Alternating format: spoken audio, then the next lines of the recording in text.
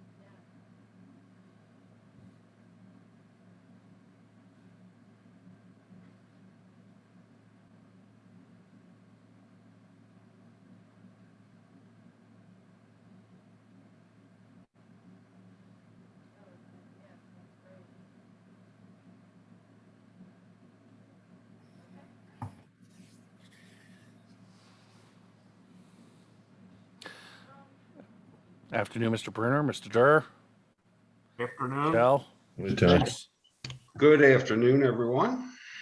William.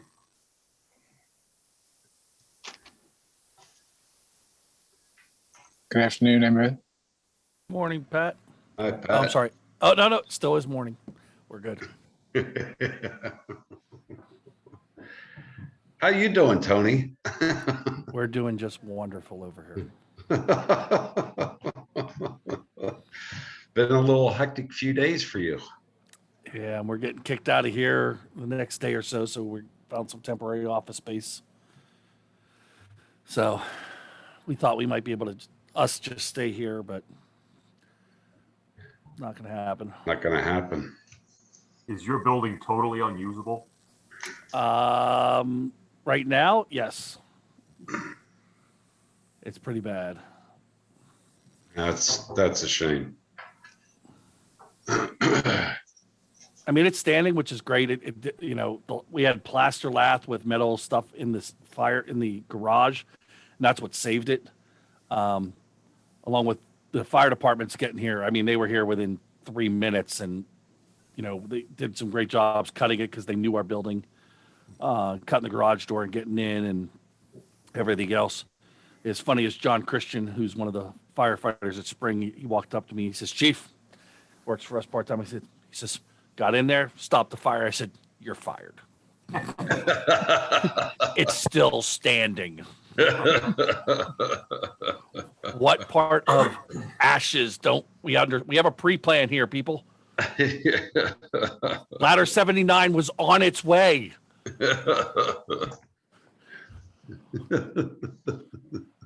We had the perfect, oh, the lawyer's on, can't talk now. Oh, he's still connecting. We had the perfect plan. Unit 5, Unit 1, Unit 2, Ladder 79. Don't know how it got in the building on the fire, but it's burned up, sorry. Or you know, the old saying that once the ladder goes up, the building comes down. Well, the ladders were up, and I made the phone call. I made a call over the radio to Rick because we don't have one roof. We have 3 Yeah. in this old building. So, but yeah, we weren't calling for ladder 79 for it to go to the roof. We were calling for ladder 79 to go into the burn building. We're not burning up a brand new fire truck, I can tell you that. I wasn't burning up the Tower 79. Tower 79 was supposed to be coming. Well, that would have been okay. So that's what we have. We have a pre-plan. Tower 79, Unit 1, Unit 5, a couple other old units. Don't understand how they all got in there, but they got there.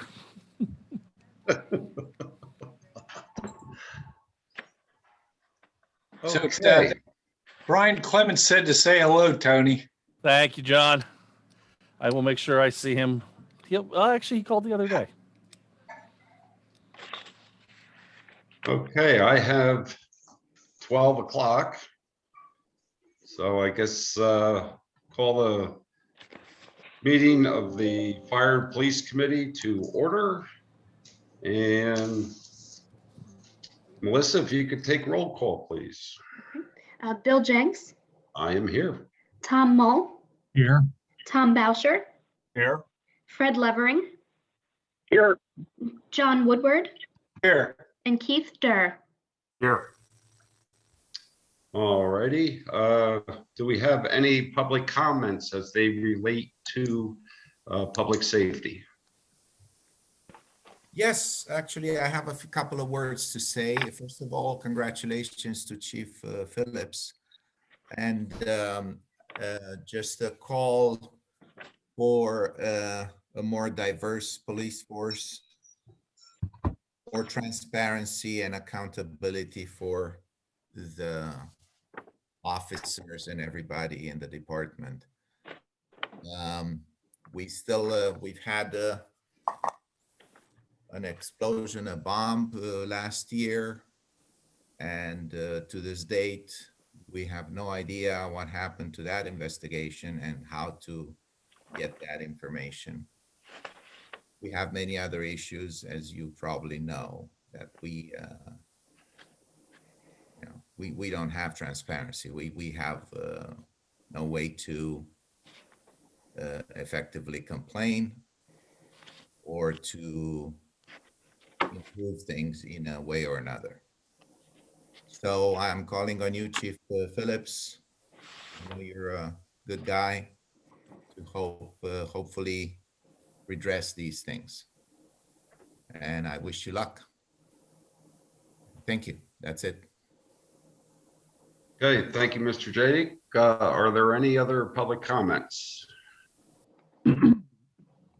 Public comments going once, going twice.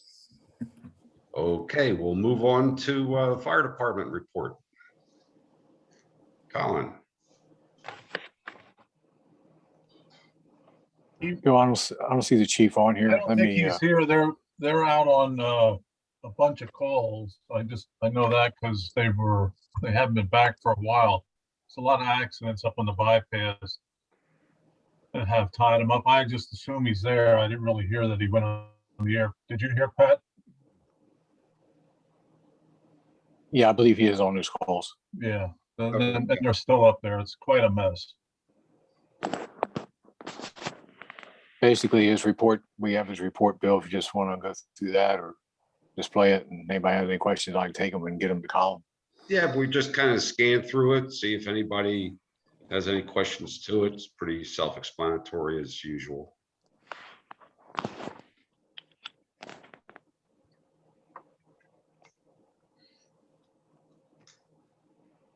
The one thing I will bring up that, while everyone's reviewing this, I believe it was June's issue of Pennsylvania Boroughs News, which I'm finally getting caught up on some of these.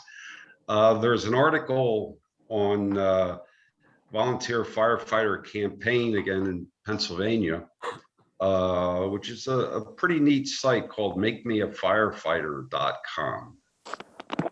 And I contacted Colin about this. This is being overseen by Deputy Chief Shartle. Spring Township has a pretty good one set up on this website with up-to-date information. Why Missing's is not up to date. As a matter of fact, it still has Bruce Longenecker as the commissioner. So I have asked Colin to get with Rick Shartle and to get our page updated and see if we can't spur some interest in people volunteering with the fire department. And he said he'll get with Rick and work on that. So.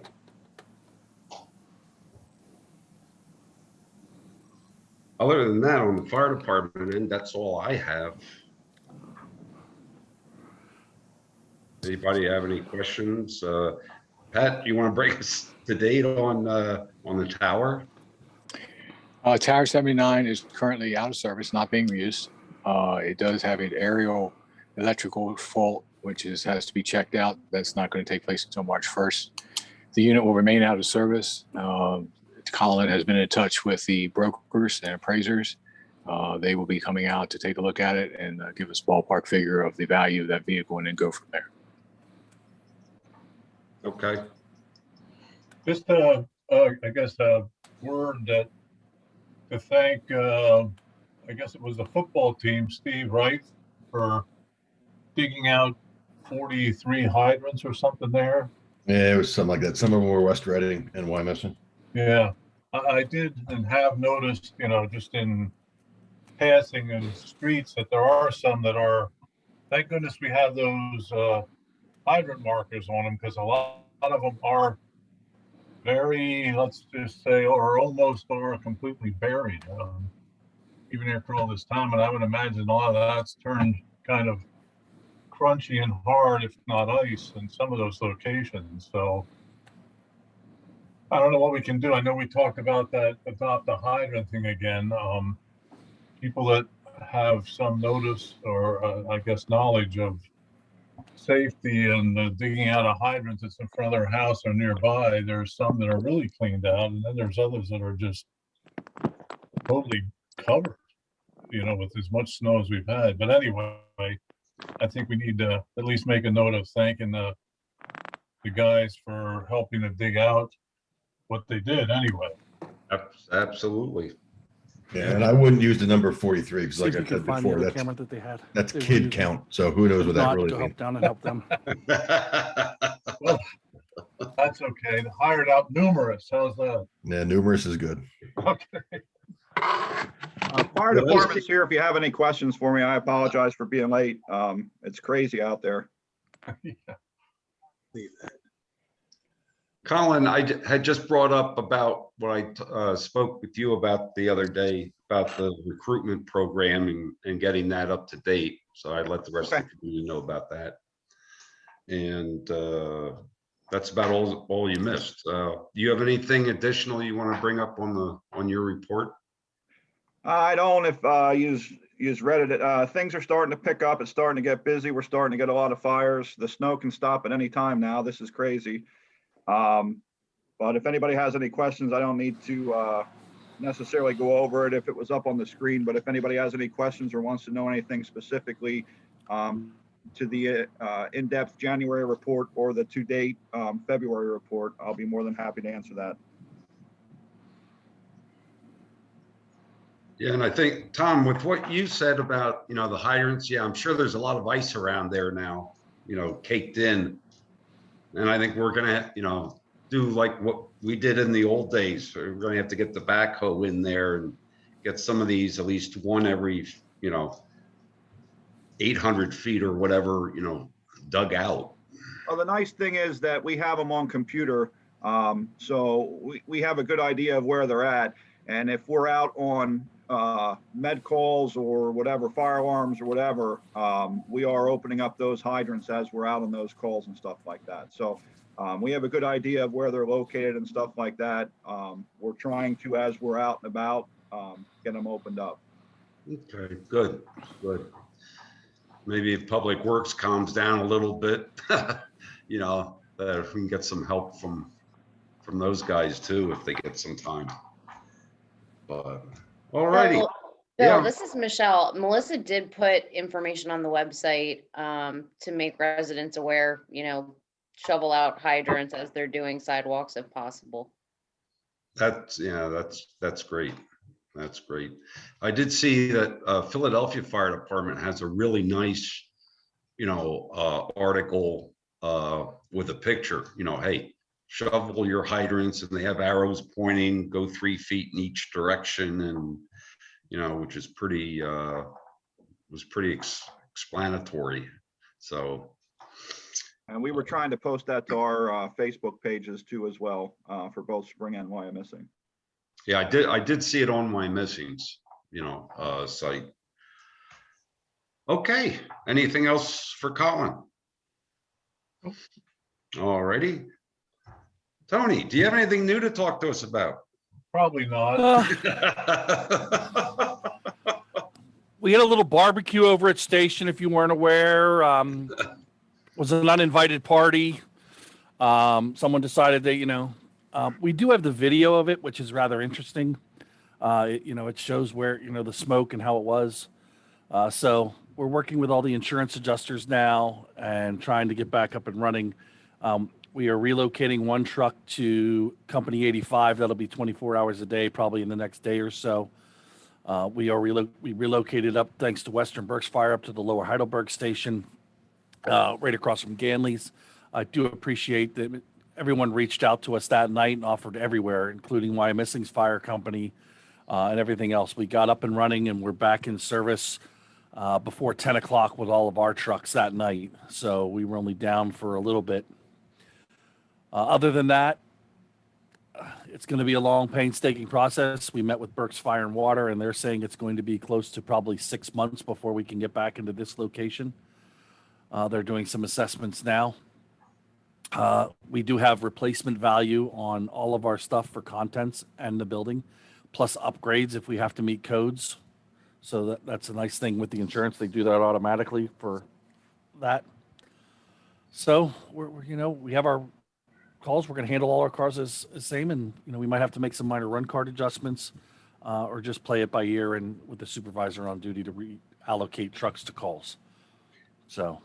Was that one of the new ambulances that burned up? We remounted it. It was a remount. Oh, okay. So the box is from 90, whatever, 99, I think it was. No, maybe a little, I don't know. But it was a 2019 Ford. And, it's just rather, because we have cameras in the garage base. So we were able to capture some of that footage for the state police fire investigator and everything like that. Good. So. Okay. Are you able to Had have some community members reach out, which was actually really good. We got a donation from 2 grant organizations. One was a $10,000 grant for it. Right, the next day they said, "Here, give them this grant." So hopefully, maybe we can find some space to rebuild this lovely place, because I do believe that the force field that's up around this building will not prevent it from being burned down. That's thanks to all the years Bill spent there. Hey, I've got about 10 years there. Bill, I'm telling you, I think Glenn Hochstetter came down and said, "Not on my watch. This ain't happening." That's probably right. The plaster lath in the garage, made a great difference and saved the building. along with the fire department's quick response. I mean, I can't say enough about Spring and Wyomissing's guys. I know Spring was here first, and Jeremy Connor and John Christian, and who's the other one that was on the engine that day? Colin. Matt Rizzle. And Matt Rizzle. I mean, this is a prompt where staff stations, no matter how you're staffing them, that's what's going to save property. I because mean, they're on the we street know, immediately. yeah. So the truck backed in at 6:25. The fire lit off. We could mark it at 6:58, and first water on the fire was like 7:04. So we're talking 6 minutes. That's incredible time. You Yep, know, I fired John Christian already. Yeah. Well, He got you know, here too quick. No, they You're did a great lucky. job. well, you are lucky because if memory serves me correctly, there's a back stairwell in that building that goes right to the second floor. That's correct, but that's actually through a fire door that was there, which was all right. What concerned me, and I know Colin is you know this, Bill, we don't have one roof. We don't have two roofs. We have three. Yeah. Yep. So, I called into Deputy Chief Shardle and let him know, because in case they had to go to the roof, because the way I was told, it was burning fully involved. Just to make sure for the safety of our guys getting up on that roof that they didn't get through the first roof and then all of a sudden realize, we have a problem. Yeah. There's another roof down there, and then another roof. Yeah. So, Okay. Are you able to give us a report or? I thought you had it. It was set. We had 215 calls in January. 171 of them were transported. Of that, 215 calls, 13 were from the Highlands and 20 were from Country Meadows. Again, our dispatcher responding time continues to be well below our average of 130. It's 117. 14 minutes average on scene time, and the busiest hour is 4 o'clock. There were 2 Narcan treatments in January also, so an unusual statistic for us to be actually giving Narcan. So just to give you an update on that. Okay. Anybody else have anything for Tony? Okay, Tony, thank you very much. Move on to the police department, and for the first time, Chief Phillips. Good afternoon, everybody. As it states there, I've mentioned this in other meetings as well, but Officers Hurlbrink and Moser have completed their 1-year probationary period as of the 18th of this month. They're both very good officers, and they have moved on to normal officer status. I expect great things out of them for the next 24 plus years. And then we had the COVID-19 testing going on at the synagogue on Warwick Drive. It was relatively successful. It was, as I stated, that they thought when they were talking to me about this initially. It was not as busy as it was in the city at the end of last year. They had a total over the 5 days of 372 people tested, with Monday the 15th being their busiest day at 95. So we received no complaints over traffic or anything like that with the traffic patterns. That all seemed to work real well. Nobody was complaining to us about not being able to get out of their driveways and things like that. So it worked out well. I have no notification of them wanting to do it again anywhere. With the numbers coming down as they have been a little bit, then they told us that the testing has improved at the hospitals. That I don't know that they'll be doing another in Berks County or not. I don't know if Tony, if you've heard anything more about that, or looks like he maybe stepped out, but so I don't Nothing. have anything more if they're going to want to come back to Wyomissing and do another one, at least at this time. So No, John, we haven't heard anything on that. The one thing we are doing, we have Body Zone right now through the Reading Pediatrics, is over there doing for the group, the second shot for that group. Right. So they're doing that, and but nothing else. Okay, and then just one last thing I wanted to let you guys know is something that I've instituted now since I've become chief is I have instituted that every traffic stop we make will actually be documented with an assignment number in our records management system. It's not something that was ever really done in the past. It was only if we found something more than just the violation was an assignment number taken. I've instituted this for two basic reasons. One is even if they got a citation, a hearing comes up, it's an easier way to track it, like we do our criminal incidents with those assignment numbers when they go to court. They'll now have an incident number in which they could refer back to and put in there what they did. And second, it's an easier way for me to now track who we're stopping and for what. Before, it was just a log line on their log sheet of a violation, but it didn't tell me who was stopped, what they were stopped for, that type of thing. This now, it's going to be an easier way for me to track that type of information. So as of right now, sitting today, it's the third highest type of incident we've had for the month. So when I complete the monthly report for council, we'll see where it ends up, but it'll be something new that you see, and that's what it is. So I'll explain it again in front of the whole council so that everybody hears what it means and why, but just so you guys are made aware now.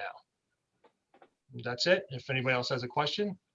John, will you be able to separate those IR numbers from like actual responses, or will that still, because actually that's going to skew your numbers? What it's doing is it's going to increase the total number, but what I'm doing in the time analysis report, the way that's generated is through their log sheet, and those are going, the traffic stops are going to still be initiated as a violation versus an incident.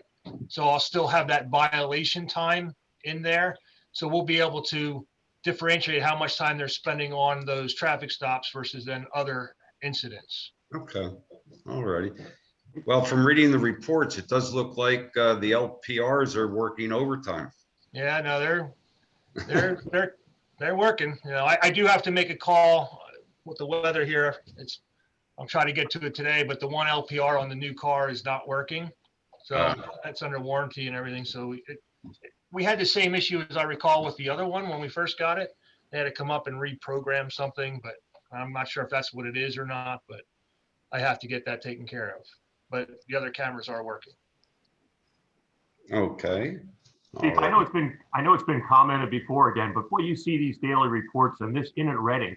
I mean, your guys just spend so much, guys and gals, such a disproportionate amount of time chasing over there all the time. It's just not fair to the borough in that the amount of time, and you look at the number of calls, I think I counted you had 64 on today's sheet and 9 of them were at the Reading, and it looked like they were time consuming.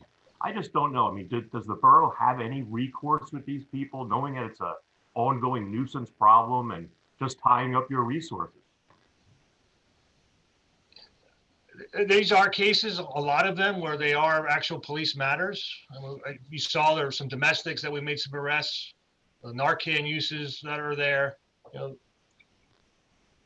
They don't have their own security. None of our hotels do. So when they ask people to leave and they refuse, which we get a lot of that, we get called, and not just to there, but to all our hotels. When that happens, it just happens a little bit more with frequency there.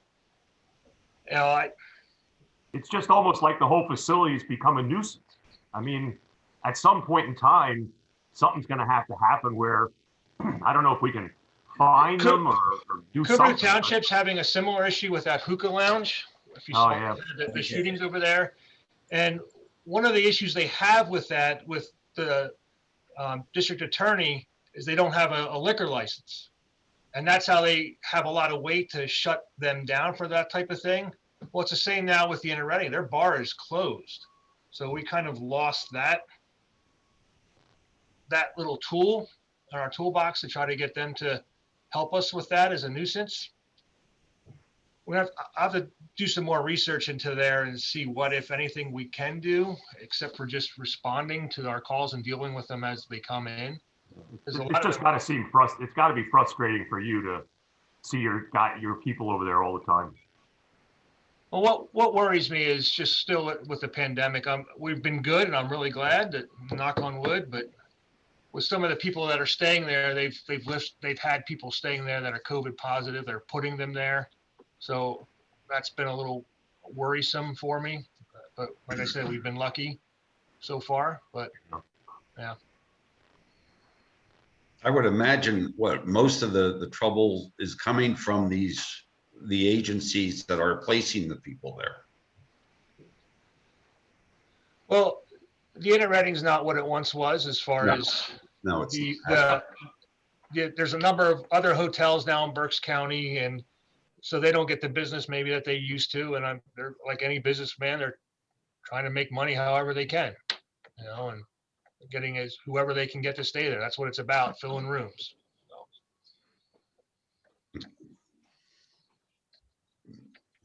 okay. You have anything else, chief? No, does anybody else have any more questions though? Those documents, open records, chief, that you just mentioned. The traffic stops that you're adding, will they be part of the daily blotters? They are. They are. Yep. Okay, thank you. Okay. Anything else for the chief? Boy, this is gonna be a short meeting today. Great. Oh, I'm sorry. Holy- All righty. Does anybody else have anything to bring before the committee? I guess everybody's anxious to get out and shovel some more snow. Okay, with that, I'll entertain an adjournment. Moved. Okay. Have a nice day, everyone. Stay safe and stay healthy.